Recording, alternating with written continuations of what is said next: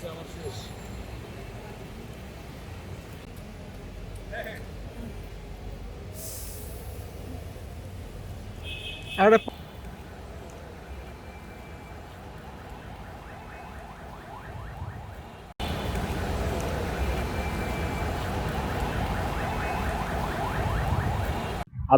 এক, ঢাকার public prosecutor Mohammad Mahfuzur Rahman Patwari.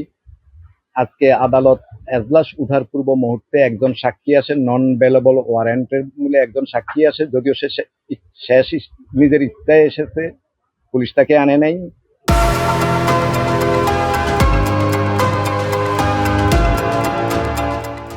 যেটার বিধানটা হয়েছে নন বেলেবল ওয়ারেন্ট হইলে পুলিশ তাকে পুলিশ কাস্টডিতে রেখে আদালতে সোপর্দ করবেন। কিন্তু পুলিশরা আসলে জনবলের কারণে বা বিভিন্ন প্রেক্ষাপটের কারণে ওইটার প্রসেস ওইভাবে করে নাই। না করার কারণে পুলিশ তাদের কাছে একটা লিখিত অঙ্গীকারনামা নেয়, আপনি আগামীকাল বা এত তারিখের দিন ওই আদালতে গিয়ে সাক্ষী দিবেন। এই যাতে পুলিশ তাদেরকে ছেড়ে দেয়, তারা স্বইচ্ছায় আসে। এই সাক্ষী যখন আসে আদালতে, তখন তার আমি ব্রিফ করলাম, সে তখন সব স্বীকার গেল যে হ্যাঁ, একটা ছোট মামলায় 25 বোতল ফেন্সিডিলের মামলা, মিরপুর সনি সিনেমা হলের সামনে একজন আসামিকে পুলিশ গ্রেফতার করে 25 বোতল ফেন্সিডিল প্লাস 25,000 টাকা সহ। ঘটনার তারিখ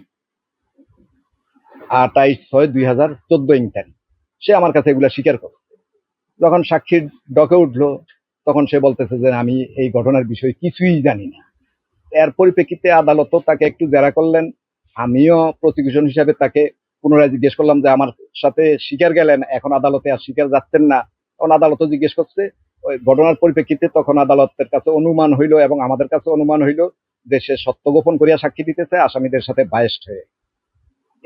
এই মাদক মামলাগুলোর বেশিরভাগ ক্ষেত্রে আদালতে এই ঘটনাগুলাই ঘটে। তো এখন এই প্রসিকিউশনের পক্ষ থেকে পুলিশ প্রশাসনের প্রতিও আমার একটু অনুরোধ থাকলো, যাতে এই সাক্ষীগুলো নেওয়ার সময়, সিজার লিস্টের সাক্ষীগুলো নেওয়ার সময় রেসপন্সিবল পার্সনদেরকে যাতে সাক্ষী করে। এই পরিপ্রেক্ষিতে আদালত বলো যে এটা একটা দৃষ্টান্ত হয়ে থাকার প্রয়োজন আছে।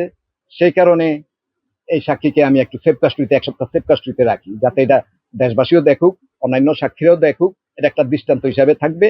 এই কারণে আদালত সেফ কাস্টডিতে পাঠাইছে এবং আগামী মঙ্গলবার এই মামলার তারিখ দিচ্ছে, সেদিন সে সাক্ষী দিতে আসবে জেলখানা থেকে, সেফ কাস্টডি থেকে। এটা জেলখানা বলবো না, সেফ কাস্টডি।